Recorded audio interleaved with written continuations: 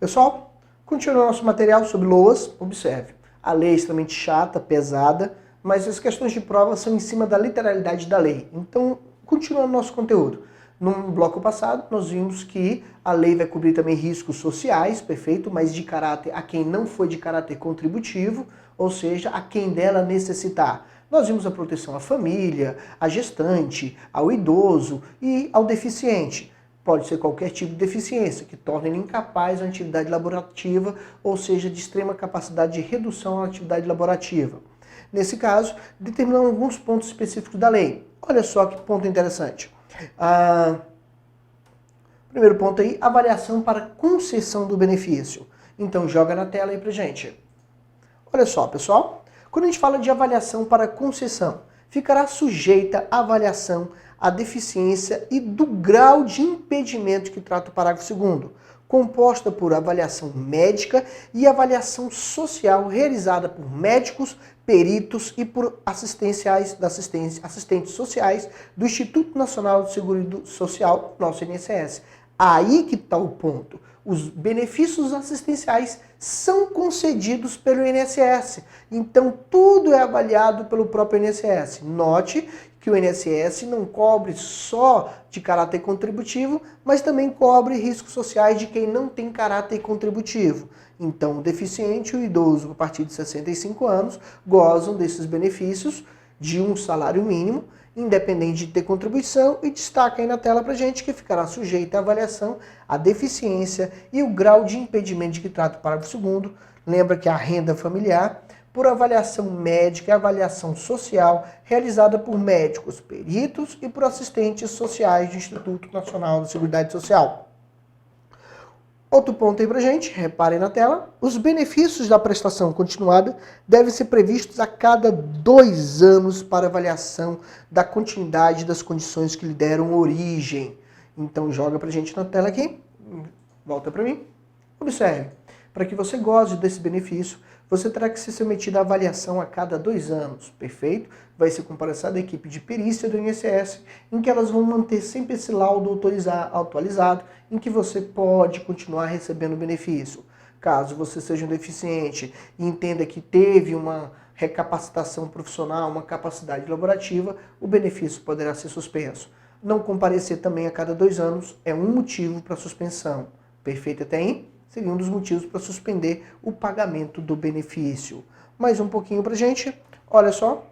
O desenvolvimento, na tela para gente, olha só.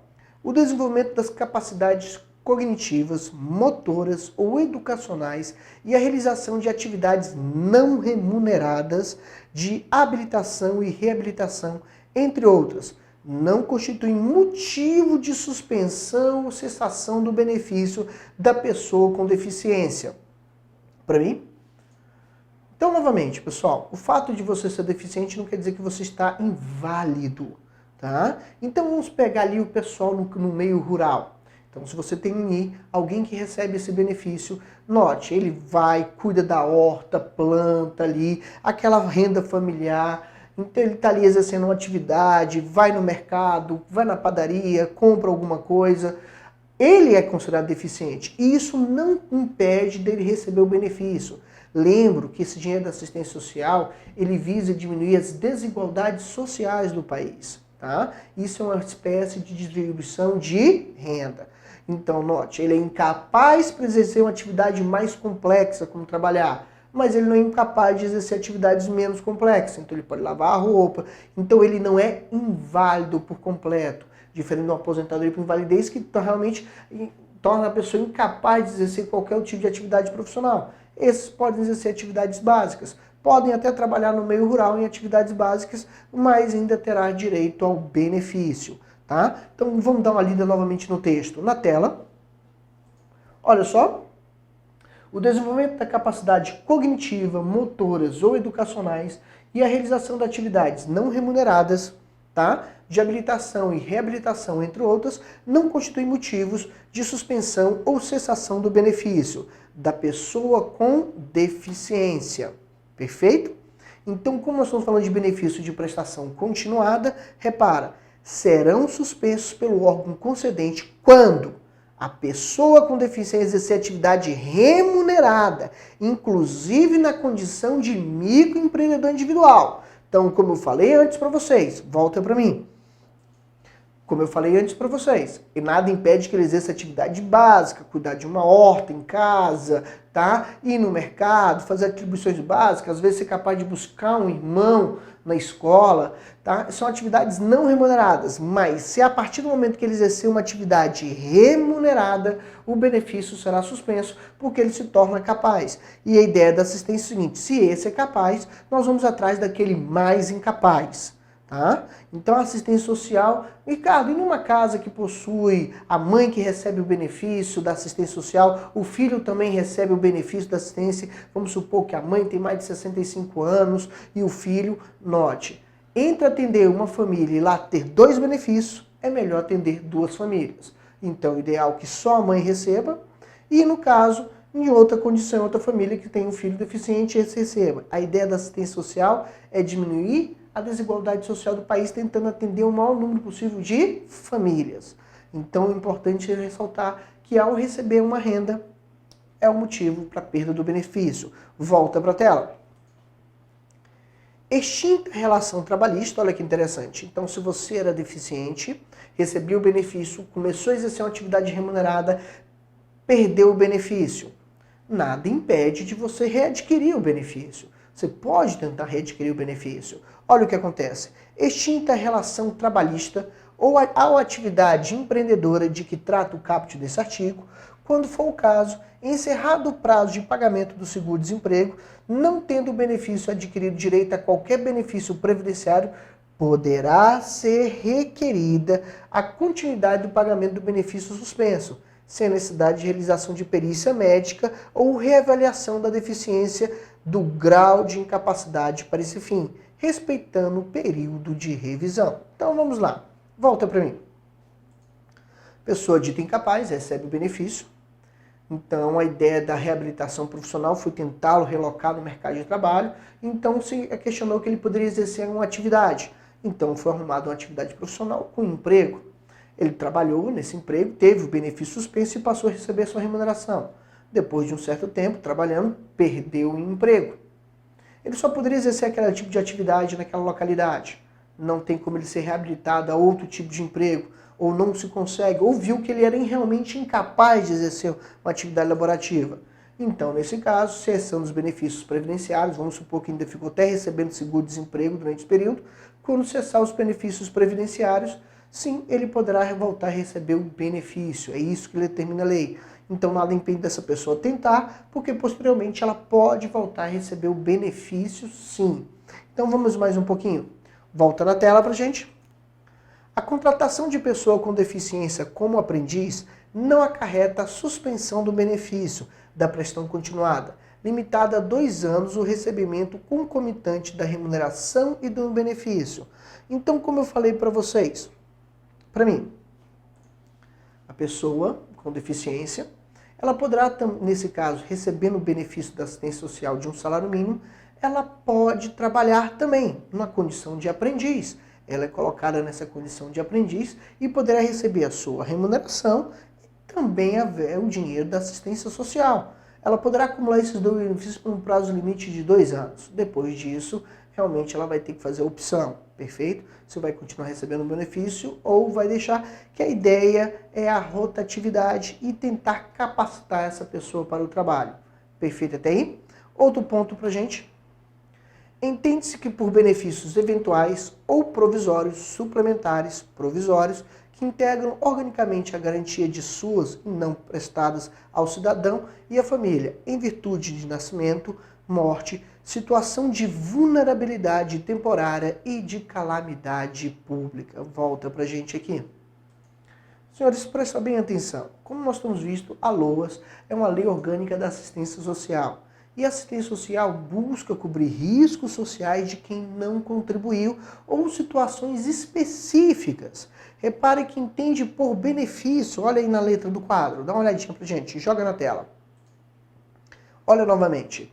Entende-se por benefícios eventuais ou provisórios, suplementares e provisórias que integram organicamente a garantia de suas são prestadas ao cidadão e às famílias em virtude de nascimento, morte, situação de vulnerabilidade temporária e de calamidade pública. Destaca pra gente aí a calamidade pública. Perfeito? Então, a assistência social traz benefício também em situações de calamidade. Então, aquelas verbas extras em caso de enchente são fundos da assistência social. Perfeito? Outro passo pra gente aí pro benefício, reparem na tela aí pra gente. A concessão e o valor dos benefícios de que trata esse artigo serão definidos pelo Estado, Distrito Federal e municípios, previstos nas respectivas leis orçamentárias anuais, com base em critérios e prazos definidos pelos respectivos Conselhos de Assistência Social, que podem ser tanto estaduais e municipais. Perfeito até aí? Então, nesse ponto aí pra gente, olha só, vamos falar um pouquinho mais sobre benefícios eventuais. Nós vimos os benefícios continuados, vamos falar agora dos benefícios eventuais pra gente. Perfeito? Na tela. Olha só. O Conselho Nacional de Assistência Social, nós estamos falando aí o CNAS, é o Conselho Nacional de Assistência Social, ouvidas as respectivas representações dos estados e dos municípios, delas participantes poderá propor medida de disponibilizar orçamento de 3 esferas de governo, federal, estadual e municipal, a instituição de benefícios subsidiários, no valor de até 25% do salário mínimo para cada criança de até 6 anos de idade. Olha só, então a Bolsa Família, tá? Os programas do governo, como o mais famoso que é o Bolsa Família, ele não é financiado, ele é financiado pela Seguridade Social, mas a verba não vem da Previdência, mas a verba vem da assistência social. Então, olha só que coisa interessante. Então, nós estamos falando dos recursos da assistência social. Nesse caso, será dado, claro, a quem não tem caráter o quê? Contributivo. Então, um benefício para cobrir também riscos, mas para quem não contribuiu.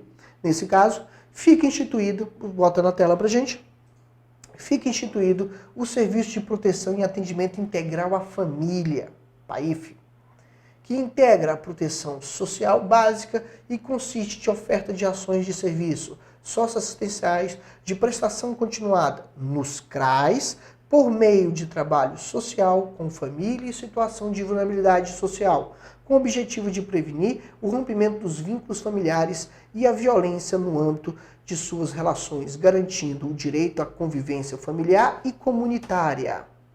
Fica também instituído o Serviço de Proteção e Atendimento Especializado Familiares Individuais, PAEF, que integra a proteção social especial e consiste de apoio, orientação e acompanhamento às famílias e ao indivíduo em situação de ameaça ou violação dos direitos articulados aos serviços socioassistenciais com diversas políticas públicas e como órgão de sistema e garantia dos direitos. Também fica instituído o Programa de Erradicação do Trabalho Infantil, PET, de caráter intersetorial, integrante da Política Nacional de Assistência Social, que no âmbito do SUAS compreende transferência de renda, trabalho social com a família e oferta de serviço socioeducativo para crianças e adolescentes que se encontram em situação de trabalho. Então, a erradicação do trabalho infantil vem verba também da assistência social. Outro ponto para a gente aí, projeto de enfrentamento da pobreza. Compreende a instituição de investimentos econômico-social nos grupos populares. Buscamos subsidiar financeira e tecnicamente iniciativas que garantam meios e capacidades produtivas de gestão para a melhoria das condições gerais de subsistência, elevando o padrão da qualidade de vida e a preservação do meio ambiente e sua organização. Perfeito até aí? Então, pessoal, finalizamos aqui a LOAS. Perfeito? Eu sugiro a vocês que nada como uma boa leitura também na letra da lei, mas o resumo que está sendo disponibilizado para você é o ideal.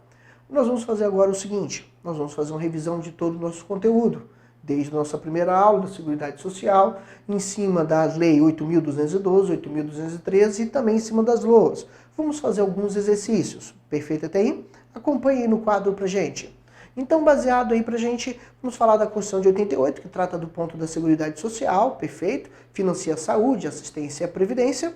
Vamos falar da Lei 8.212 e da Lei 8.213, que tratam provavelmente da Previdência. Uma propriamente o custeio e outra os benefícios de forma especificada. E também da LOAS, claro, né, exercício da matéria que nós acabamos de ver. Então, seguindo essa ordem, chama atenção ao primeiro exercício aí no quadro pra gente, joga aqui pra gente na tela. Olha só, pessoal, uma prova de analista do INSS 2014, tá joia? Considerando os segurados obrigatórios da Previdência Social nos termos da Lei 8.213. Repara que o exercício aí, a questão de prova feita pela banca FunRio, perfeito? Questão aí para você marcar o item correto. Ele deixou bem claro o que ele pediu em cima da Lei 8.213. Isso é importante, por quê? Nós temos pontos divergentes entre a lei e o decreto. Existe o decreto 3.048 e ele gera algumas divergências. Então, no edital passado do INSS não foi mencionado o decreto 3.048 e ele aparece algumas divergências. Como ele especificou a letra da lei, vale o que está escrito na letra da lei. Então, tome muito cuidado. Existe algumas discrepâncias entre trabalhar no APS, a Agência da Previdência Social, o que você pratica estará dentro, sim, do decreto que regulamenta a aplicação que especifica, e existe o que ele vai te pedir na prova, que seria a literalidade da lei. Então, a título de prova, use a letra da lei, que está no seu edital. Vamos aqui, primeiro ponto que ele fala pra gente.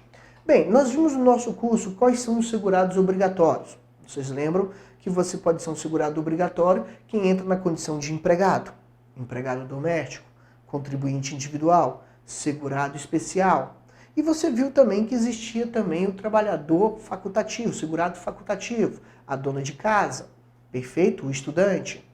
E para o decreto 3.048, né, quem tem a partir de 16 anos. Mas para a letra da lei, a partir de 14 anos você seria um segurado facultativo. É aquele ponto que eu falei para vocês. Você, como segurado facultativo com 14 anos, se chegar agora numa agência da Previdência Social, não vai conseguir retirar seu carnê como segurado facultativo, a não ser que você entraria na condição de empregado e já não é mais segurado facultativo, menor aprendiz, entra na parte de empregado.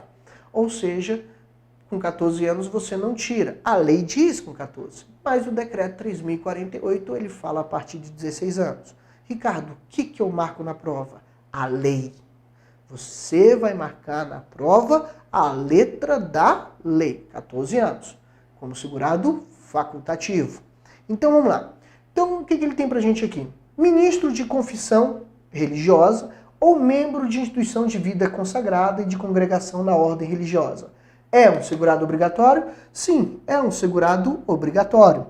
Ele entra na condição de CI. O que é o CI? Nosso contribuinte individual. Bem, basicamente já até encontramos a resposta, mas vamos dar uma olhada nas outras. Brasileiro civil que trabalha no exterior para organismo oficial internacional do qual o Brasil não é membro. Então, onde está o erro na questão aí? Você seria um segurado obrigatório se o Brasil é membro. Repare, brasileiro civil que trabalha no exterior em organismo internacional que o Brasil não faz parte. Ainda que lá domiciliado e contratado, salvo quando coberto por regime próprio. Nesse caso, ele está regido pelas leis daquele país. Nós estamos falando aqui de um brasileiro civil que trabalha num organismo internacional em que o Brasil é membro. Nesse caso, ele é um segurado obrigatório. Olha só, um outro tipo pra gente aí.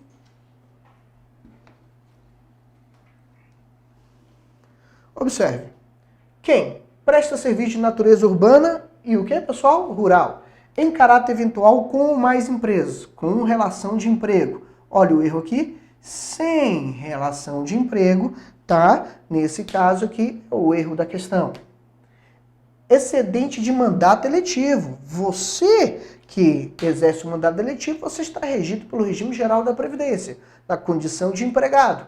A não ser que você seja servidor público, tenha além de ser servidor público, seja regido por um regime próprio. Porque nós temos aí mais de 3.000 municípios no Brasil que não fizeram a sua lei de regulando os servidores públicos municipais, então esses servidores estão regidos pelo regime geral da Previdência. Então não basta só ser servidor público, você tem que estar regido por um regime próprio. Então se você é eleito deputado, vereador, em regra, se você não é regido por um regime próprio, você está como segurado obrigatório do regime geral da Previdência. Nesse caso, excedente de mandato eletivo federal. A palavra é realmente excedente de mandato eletivo federal. Então, quem é exercente de mandato eletivo eleitoral, estadual, federal, municipal, desde mesmo que vinculado a um regime próprio. Não. Se você está vinculado a um regime próprio de previdência, você não é segurado obrigatório do regime geral da previdência, então a questão também está o quê? Errada.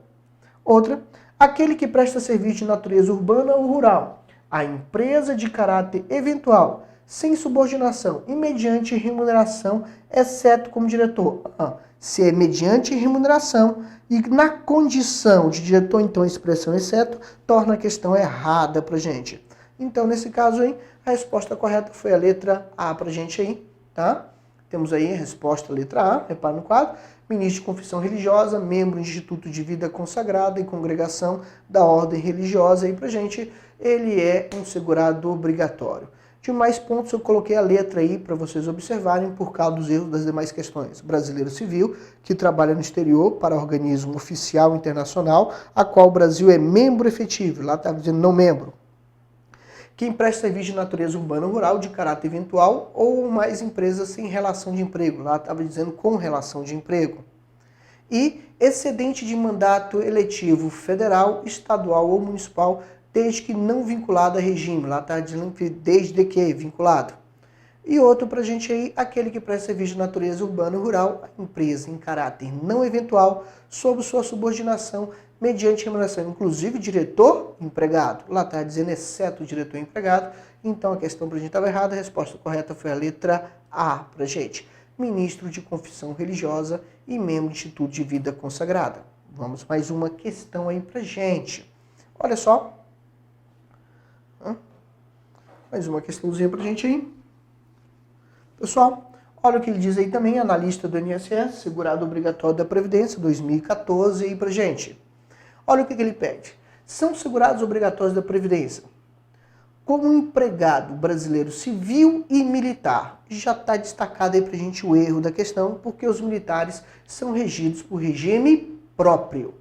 Então, nesse caso, não é empregado, não é regido pelo regime da Previdência Social. A alternativa A já está errada pra gente aí, tá? Questão A está errada por conta da expressão militar, porque os militares têm regime próprio de previdência. Perfeito até aí? Então o militar ele goza de um regime próprio. Servidores gozam de regime próprio. E nós estamos falando aqui quem é um segurado obrigatório do regime geral de previdência. Volta na tela, letra B pra gente. Olha só, B, questão B pra gente. Se depara com essa questão aí na prova, como empregado. Vocês lembram que quando a gente fez o curso de Direito Previdenciário, naquela parte que nós falamos dos segurados obrigatórios, eu falei que basicamente não decoreba. Apesar de ter sido uma leitura extremamente chata, cansativa, eu falei, existem inúmeras questões de prova, misturando a condição de trabalhador, quem é contribuinte individual, quem é segurado especial. Então a importância de você frisar isso nos seus estudos, tá? Definir quais são os segurados obrigatórios e quais são os tipos de segurado obrigatório. Essa questão foi maravilhosa, foi simples, porque ela só pediu para o candidato se ele representar que ele é um segurado obrigatório. Ele não pediu nem para definir o tipo de segurado obrigatório. Então volta para a gente para B. Olha o que diz aí para a gente, letra B.